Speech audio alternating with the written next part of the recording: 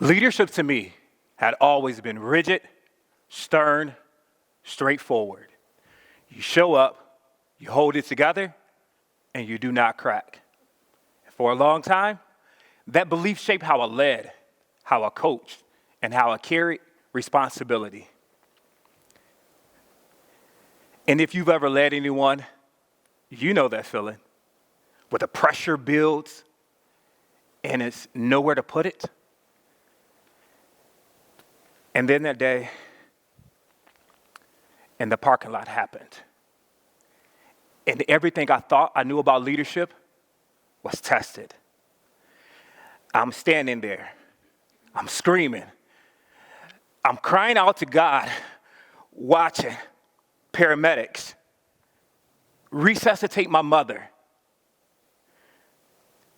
Stand by, and I'm pacing back and forth. And I'm pacing back and forth. In that moment,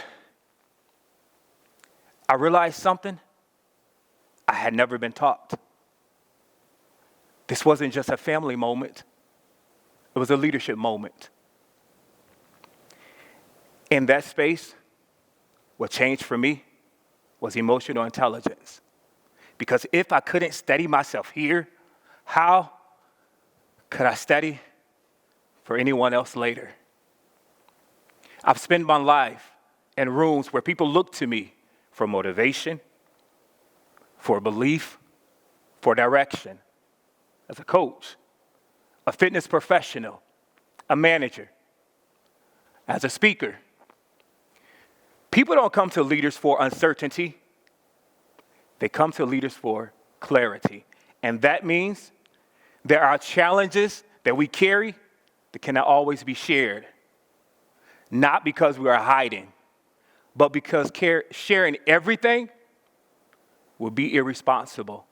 There is a difference between vulnerability and burdening.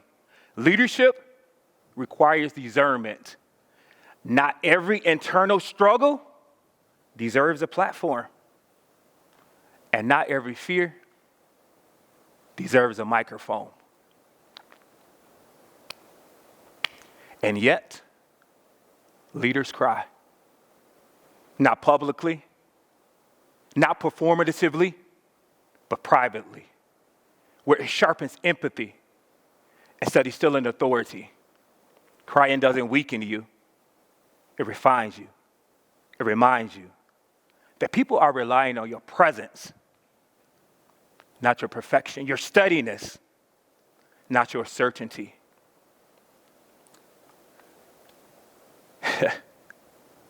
Leadership.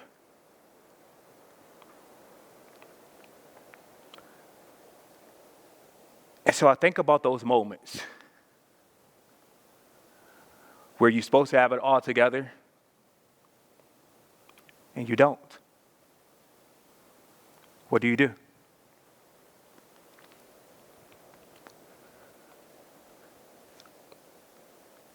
So there are times at the gym when a client is struggling, not just physically, but mentally. I don't know if you've ever been to a gym. You ever work out before? You know that broccoli that they serve you that you really don't like, but you eat anyway? You're doing all of the right things. But that scale don't seem as like reflective of that. Been there before. I remember one afternoon, sitting across from me was a former client, now a friend. He looked at me and he asked, "Do you honestly think you can help me?" And I felt that pressure immediately, the pressure to fix it, to say the right things. Inside, doubt showed up. What if I fail him? What if I don't have the answers? What if I don't get it right?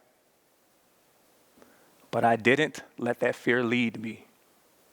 I stayed calm, I stayed present, and I guided him forward. Not because I had all the answers, but leadership requires steadiness, not perfection. He did not need me to have all the answers. He needed me not to flinch. He just don't know. Even though I told him yes, when I was at home alone in my thoughts, that's where you had to deal with that self-doubt. But like I said, he needed me not to flinch. That's leadership. Leadership without humanity becomes control. And strength without empathy becomes fragile.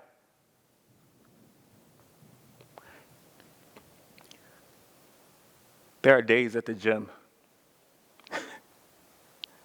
Sometimes they seem longer than others. And I love what I get to do. I get to coach people from all walks of life. And despite the things that I may go through, as a leader, you have to stand in your certainty because they're relying on you. Just like he was relying on me not to flinch. On those days where I show up, and although I may be present, and I may get off that energy that I got this. When you're at home alone with your thoughts, you have to deal with self. And you can escape everything in life, but the one person you cannot escape is self.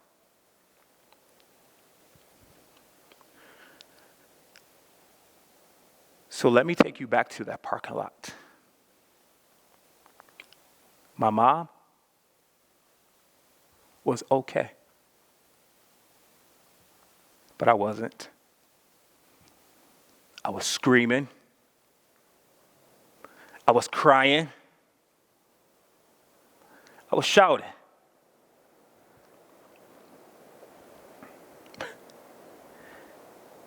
That's mama.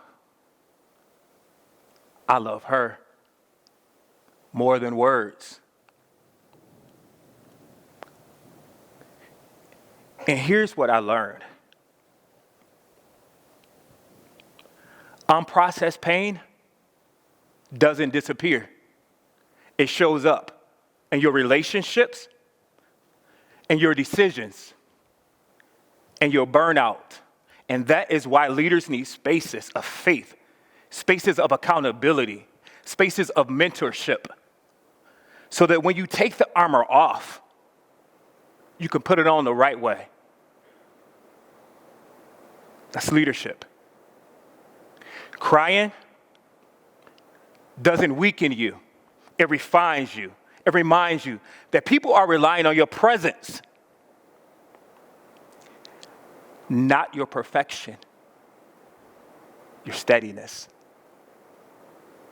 They need you.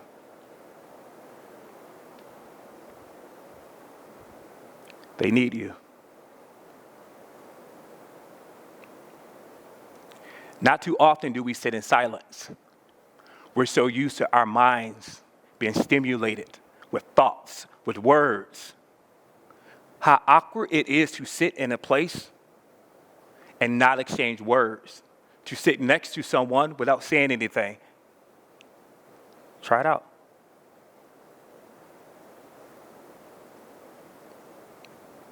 How did it feel? Uneasy. That's leadership at its finest. Sometimes, the best thing you can do as a leader is nothing. Sometimes the best advice you can give someone is no advice at all. Sometimes the best words spoken are no words at all. That's leadership.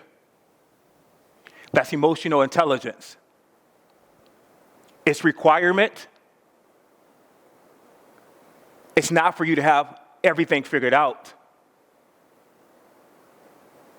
Its requirement is for you to be you. At those moments when you don't know what to say, you don't say anything. That's leadership.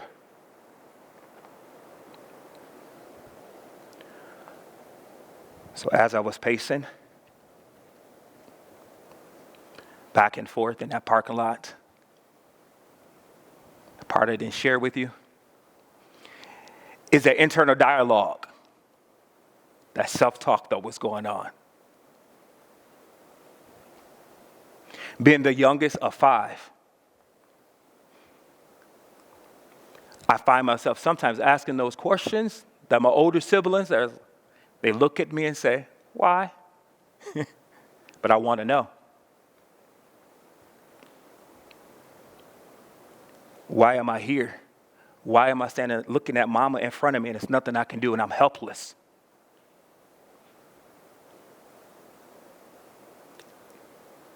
As a manager, people counting on me. But then what do you do when as a manager, you don't know what to do? And you have to take that title and set it aside and be a human.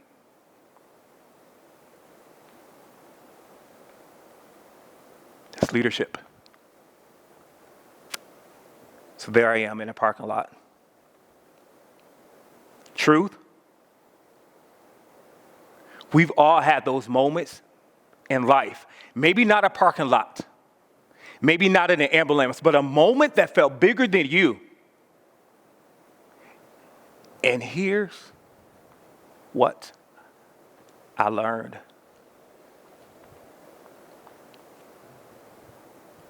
Leadership requires presence. Doesn't require you to have all of the answers, all of the words,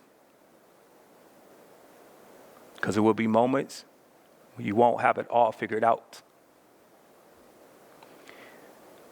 So when you find yourself in your own parking lot moment,